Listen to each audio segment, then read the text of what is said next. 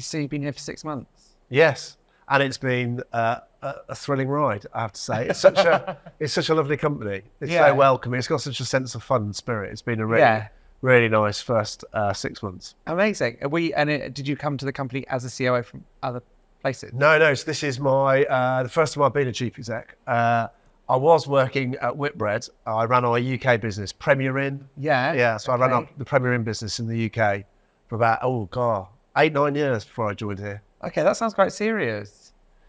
Well, you ran it. Yeah. And you weren't called a chief exec? No, I was called a managing director. That sounds like chief. No, that's not right. Do you want me to give them a call? That's ridiculous. Actually, could you? Yeah. But here you are, a chief executive officer. Yes. What does that mean? Well, it's a very grand title, but it's quite a simple concept. Okay. I mean, my job is to lead the business, right? And really, there's 3 or 4, I think, really important elements to that. The first element is it's down to me to really set the vision and the direction of travel for the company. Obviously, working with my colleagues, I'm not an island to myself, but ultimately, that's for me to do. And then linked to that, it's to work with the executive team, the rest of the organisation, to think about what are the strategies and plans we need to put into place to realise that vision over time. And then probably critically, and working with Sarah, who you mentioned earlier, Sarah and I have to make sure we can allocate the resources. That might be money, that might be people, so that the team are enabled to deliver the plans and deliver the strategies that we've asked them to do. Okay. But the most important thing, I think, is to set the tone for the organisation. Away Resorts has always been really values-led ever since Carl first founded the business. And the culture at Away, I think, has always been quite central to its success. And I think as the chief executive, you've got to both embody that culture, but you've also got to drive that culture so that everybody at Away is empowered and enabled to perform at their best, have fun at work, and drive the performance of the business as a result. How do you do that coming into a business that's already doing it? How do you take that helm? Well, I think you have to build on the success. Okay. I don't think we need to change what Away is about. I think the values of Away have been really strongly codified through the business, through Carl and the team that built into such a wonderful business it is today. So it's about building on that success.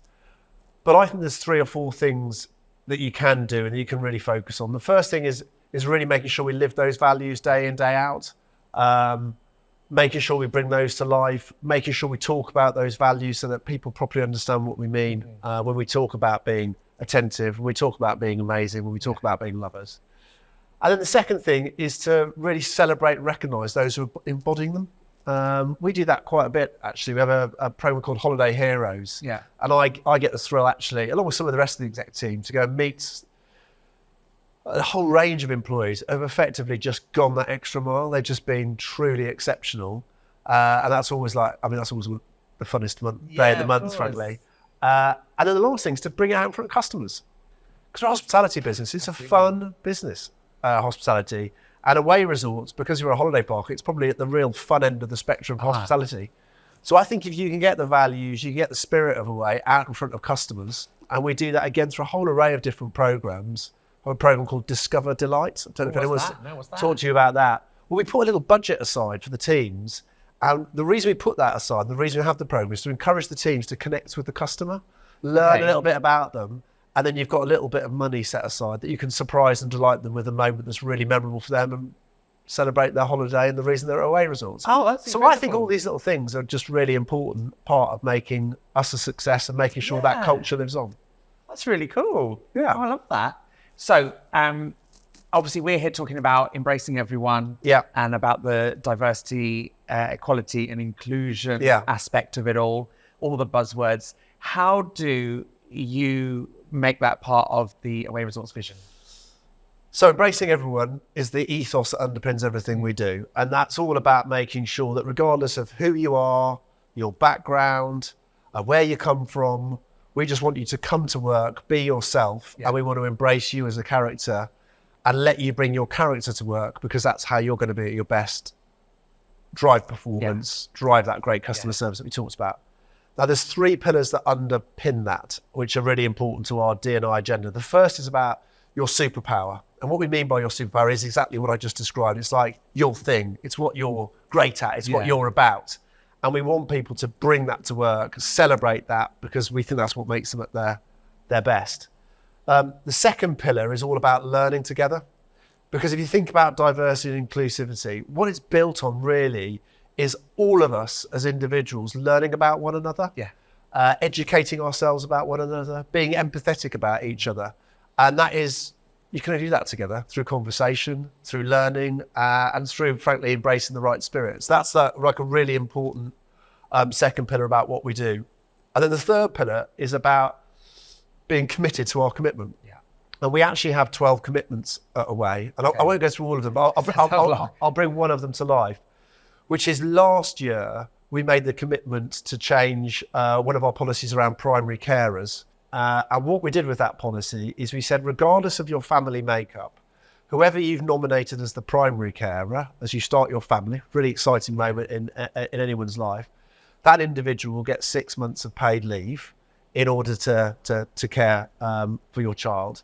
And then we also changed our policy around the secondary carer, where we've also provided a more generous benefit of 4 weeks of paid leave in support of that, which we think is industry leading in our sector. And I think is just a wonderful thing that we've done as a business. Yeah, that's incredible. And how do you, I don't think I've asked this question of anyone yet, but obviously you're in a high position here, like you're quite important at Away Resort. Yeah. And I think a lot of what we've spoken about has been about how the embracing everyone mantra sort of trickles down into the company, improves the company, and sort of lifts it up. But how do you actually feel that it's worked for you? Well, I think when I think about diversity and inclusivity, I think they're two separate things. Okay. And they're interconnected, but they are separate. So when I think about diversity, I think diversity really matters and really comes to life in probably 3 ways. The first reason it really matters is actually we've got a really diverse range of customers who use us. We've got old, we've got young, we've got men, we've got women, we've got people from different racial backgrounds, we've got people with different sexual orientations, all the rest of it.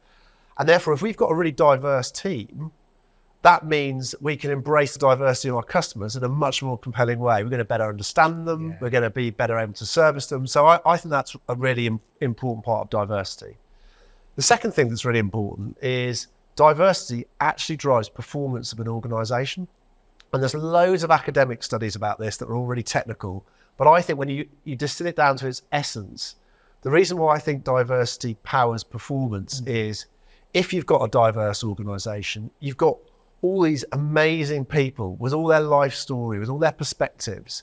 And that just enhances the creativity of an organisation. And it's that creativity that I think powers innovation. And it's that innovation that powers performance. And then the third bit of diversity that I think really matters is, and I really believe this personally, and I think it's a really important part, not just of an organisation, but frankly how I live my life, is it's fun. It's great to meet people from different backgrounds. It brings colour, it brings vibrancy, it brings education, it brings learning. So I think diversity really matters because I just think it makes the organisation more fun. Yeah. And just gives it an edge that maybe other places wouldn't have. Absolutely. And then inclusivity is the really important final ingredient, I think. Because you have all that diversity, but if you're not inclusive, you don't maximise the power of what I've described. And inclusivity is about making sure that all individuals, regardless of who they are coming to work.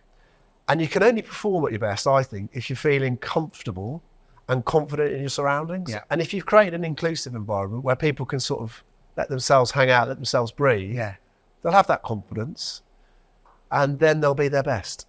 And then you'll get all that power of diversity. So that's how I sort of think about it as a whole. I mean, that's quite incredible, really, isn't it? Because that's, in a nutshell, you've just described how a diverse workforce, a diverse audience can only empower an organisation because we've all got different experiences, which means we're only going to make the organisation stronger. It's phenomenal, really. So I'm going to have to check my questions now because I was very engaged in that response. I think you may have actually answered every question. I'm going to ask you one more. Go on. One more just to wrap it up. Do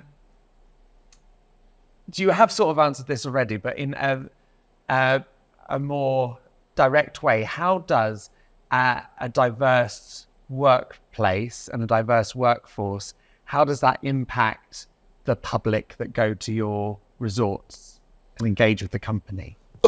I think the impacts are massive. The first thing that's really important is the customer coming into the organisation is more likely to see somebody who looks and feels like them. And that's really important. They're on holiday or they're coming to their holiday home. They want to feel like they're coming into a community that they're part of. That's for them as well. Yeah, exactly. And that's easy to do if you can recognise and see people who are reflective of you. So that's one thing. The second thing, we touched on this earlier, is customers like to be engaged with on holiday. Clearly they want their space, but actually I'm a big believer that, of course, the caravans and the views and the landscapes and the entertainment put on is all a really important part of the way. But fundamentally, I suspect if you and I went on TripAdvisor and looked at all the customer compliments, most of it is driven by, I really enjoyed Andy, or I love Claire, or it's the people. And I think if we've got people who are engaging with customers and they're learning from each other and they're embracing that spirit of diversity and inclusivity we talked about, I think that really brings magic to that person's holiday experience. And I think that's really central to the success of the way. So I think the takeaway from this is that we can just learn from each other and everything's better. Yeah. Perfect. Why not? That's nicely put. Well, how would you put it? How would you like to end it? Oh, gosh. Now you're putting me on the spot. Now, this is a soundbite. Oh. This is going to go on the website. Pressure. What's the wise words that the CEO is going to say? I'm not after this, sorry. Do you know what? If we embrace everyone and focus on everyone bringing their attitude and their superpower to work, we will be the superpower of our sector. Found the soundbite. There we go. That's great. Fabulous.